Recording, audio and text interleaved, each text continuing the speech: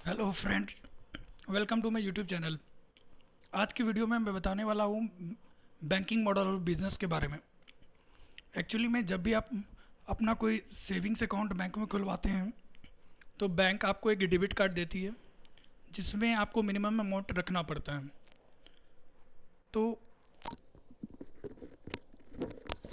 Minimum amount रखने के लिए तो आपको कुछ ना कुछ उसमें बैलेंस रखना होता है। फॉर एग्जांपल 10,000 या 55,000 या कोई भी कितना भी अमाउंट, डिपेंडिंग ऑन द कौन सा बैंक आप चूज़ कर रहे हैं। तो बैंकिंग मॉडल ऑफ बिजनेस ये है कि आप जो भी पैसा डिपॉजिट करते हैं आप तो एज ए डिपॉजिटर कहलाएं। आपने किसी बैंक अकाउंट में अपना पैसा दिया, फॉर एग्जांपल 20,000, तो बैंक उसका 15% अपने पास रखती है और बाकी का पैसा वो लोन पे देती है किसी बोरोवर को।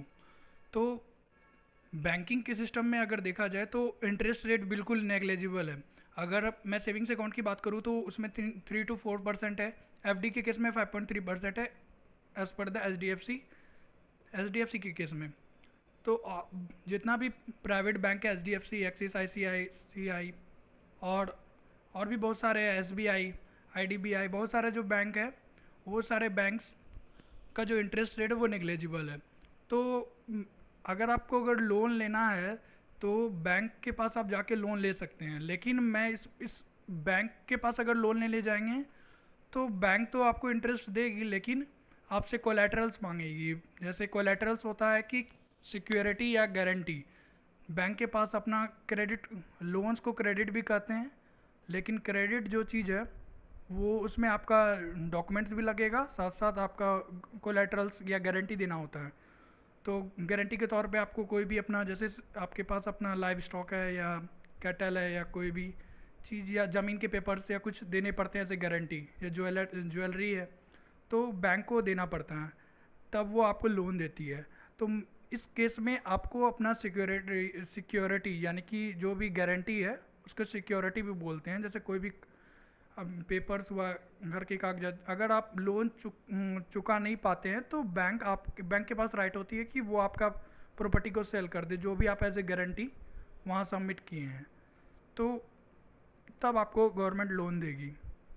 लेकिन बैंक के केस में अगर देखा जाए तो बैंकिंग मॉडल ऑफ बिजनेस सबसे आसान बिजनेस है।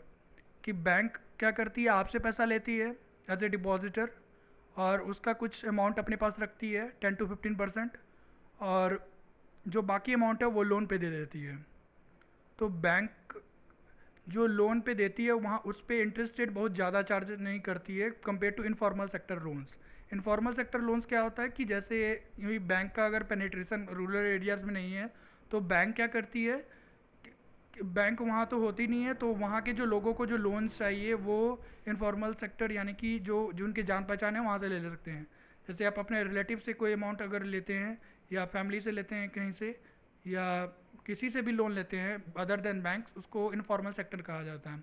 तो इनफॉर्मल सेक्टर में क्या होते हैं कि आपको जो भी लोन मिलता है वो जो लोन पे इंटरेस्ट रेट होता है वो डिपेंड करता है कि किससे लोन लिया। जैसे आप अपने घर, फैमिली रिलेटिव से लिए हैं या कोई फ्रेंड से लिए हैं तो वो आपसे ज़्यादा लोन चार्ज कर सकता है।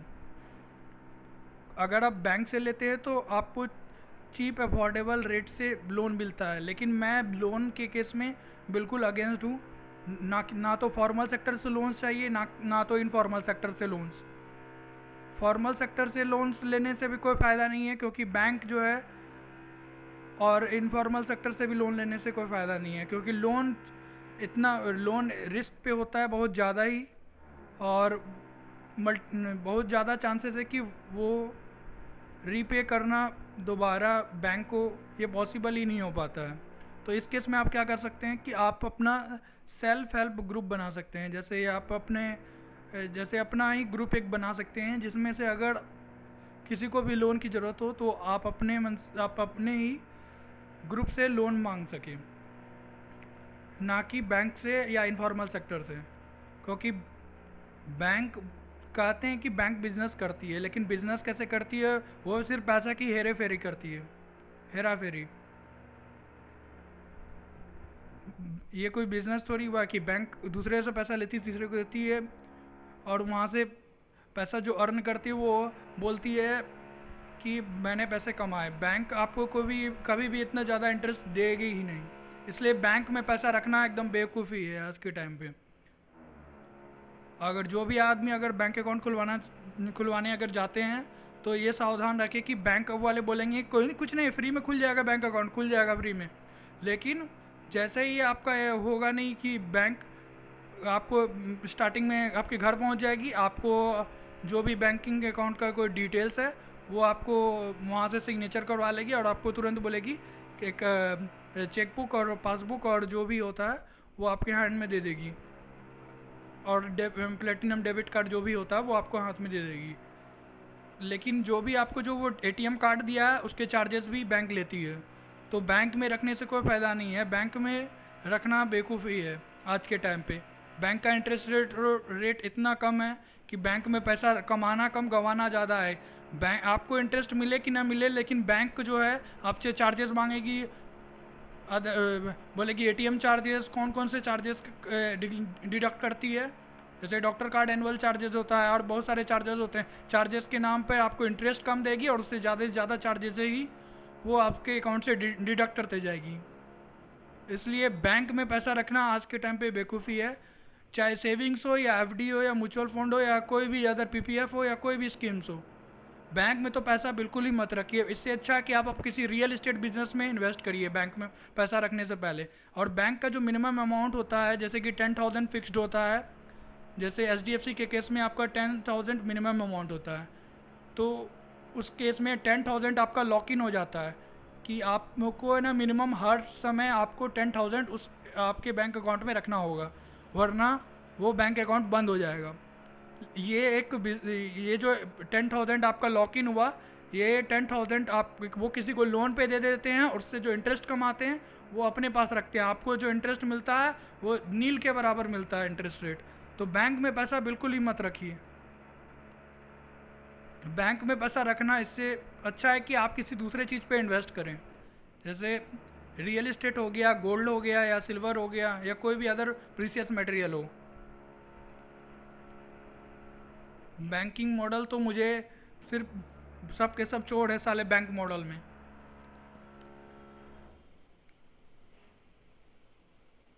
तो बैंकिंग सिस्टम जो है वो बहुत सिंपल है पैसे कमाने का।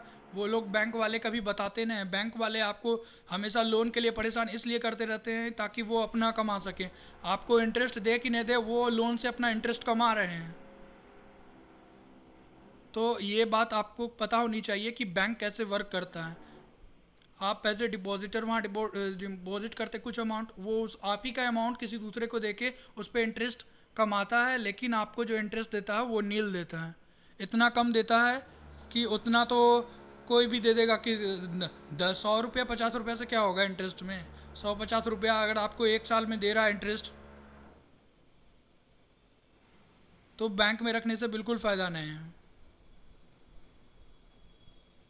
तो ये थी कुछ बातें जो मैंने आज आपको बताया बैंकिंग के सिस्टम के बारे में। बैंक जो होता है वो एक प्राइवेट बैंक भी होता है, पब्लिक बैंक भी होता है। पब्लिक बैंक जो होता है वो बेमतलब का पैसा काटते रहते हैं। जैसे पंजाब नेशनल बैंक है, वो पता नहीं हर दिन 100 रुपया 150 रुपया डिडक्ट करते रहते हैं। पब्लिक बैंक, प्राइवेट बैंक में ये होता है कि सिक्योरिटी का होता है, तो वहाँ पे सिक्योरिटी तो है लेकिन इंटरेस्ट रेट नेग्लेजिबल है। और जो बैंकिंग को सारे बैंकिंग सिस्टम को रेगुलेट करता है वो आरबीआई होता है। आरबीआई क्या करता है कि जितना भी कैश होता है उसको, जैसे किसी चीज़ का प्राइस बढ़ रहा है, इन्फ्लेशन बहुत हाई है, तो वो कुछ अमाउंट इन्फ्लेशन बहुत हाई हो रहा है तो उसको कंट्रोल करने के लिए मॉनेटरी पॉलिसी इम्प्लीमेंट करती है। उसके कारण ताकि जो है इन्फ्लेशन को घटाने के लिए वो क्या करती है कि कुछ अमाउंट जो बैंक से लेती है वो अपने पास रख लेती है। बोलती है हर प्राइवेट बैंक को कुछ अमाउंट देना होगा आरबीआई को, ताकि वो उस अमाउंट को, जैसे कोई भी मनी होता है जो डैमेज हो जाता है, ये उसको भी चेंज कर देती है आरबीआई, क्योंकि आरबीआई ही ऐसी ऑर्गेनाइजेशन है जो कि करेंसी को इशू करती है इंडिया में। तो आरबीआई जो है वो अमाउंट को फिक्स करती है और जो बोलती है कि इस पे तुमको इंटरेस्ट जो है वो कम मिलेगा, क्योंकि आरबीआई खुद इशू करती है। जब प्राइवेट कुछ आरबीआई कुछ अमाउंट प्राइवेट बैंक को भी देती है, जैसे एचडीएफसी, एक्सिस, आईसीआईसीआई बैंक, वो बैंक क्या करती है कि वो जितना भी जो अमाउंट उनको उनके पास एक फिक्स्ड रहता है 10 to 15%, जैसे मैंने बताया, वो अमाउंट को वो अपने पास रखती है एज ए फिक्स्ड, ताकि अगर कोई भी अचानक से आदमी आ गया मांगने के लिए, तो उसको एट द सेम टाइम उसको पैसे निकाल के दे सके। तो ये कुछ बातें थी जो मैंने आज आपको बताया बैंकिंग सिस्टम के बारे में। आज के टाइम पे बैंक में पैसा रखना बेवकूफ़ी है, चाहे सेविंग्स हो या म्यूचुअल फंड हो या बैंक वाले, सिर्फ आपका बेनिफिट हो कि नहीं हो, उनका बेनिफिट पक्का है। इसलिए बैंक में जाने से पहले एक चीज़ सोच लीजिएगा, जो आपको एटीएम कार्ड देते हैं उनका भी पैसा चार्जेस किया जाता है, जो एटीएम कार्ड से आप पैसा निकालते हैं वहाँ भी आपको एटीएम कार्ड चार्जेस पैसा काटा जाता है। जिस जगह से देखा जाए उस जगह से पैसा काटते हैं। तो सब के सब चोर है साले बैंक वाले।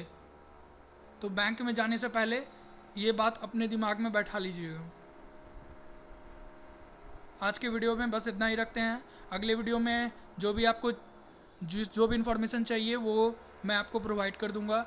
अगर आपको कोई दिक्कत होता है बैंकिंग मॉडल को समझने में, तो नीचे जो कमेंट सेक्शन है उसमें आप जाके पूछ सकते हैं।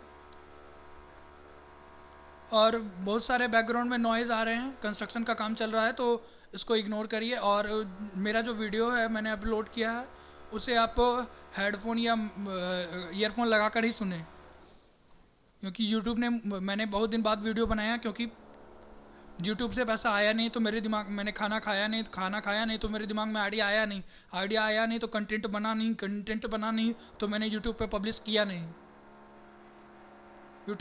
किया नहीं तो मेरा वीडियो कहीं वायरल हुआ नहीं। इसलिए मैं वीडियो बनाने में बहुत डिले कर रहा हूँ। और कल इंडिपेंडेंस डे है। इंडिपेंडेंस का तो सिर्फ कहते हैं लोग इंडिपेंडेंस है, चारों तरफ डिपेंडेंस है और लोग इंडिपेंडेंस डे बनाने के लिए निकल गए हैं। हर घर तिरंगा, जिस दिन किसी हर घर तिरंगा लहराने से कहीं कुछ नहीं होता है।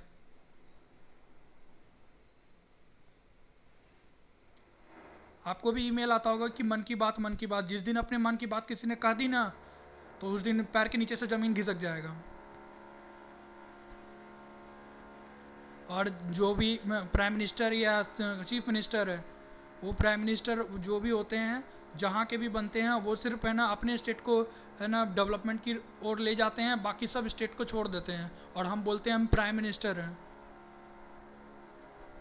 बिहार की अगर बात करी जाए डेवलपमेंट के केस में, डेवलपमेंट तो नील है, एकदम नेग्लेजिबल, कोई भी कंपनीज वहाँ पे स्टैब्लिश नहीं है यहाँ पे, और सब के सब यहाँ पे अनएम्प्लॉयड भरा हुआ है, और वहाँ हर घर तिरंगा मनाने के लिए जाएंगे। ये कुछ बातें थी जो मैंने आज बताया। अगर वीडियो पसंद आया तो लाइक करें, कमेंट करें, शेयर एंड सब्सक्राइब करिए।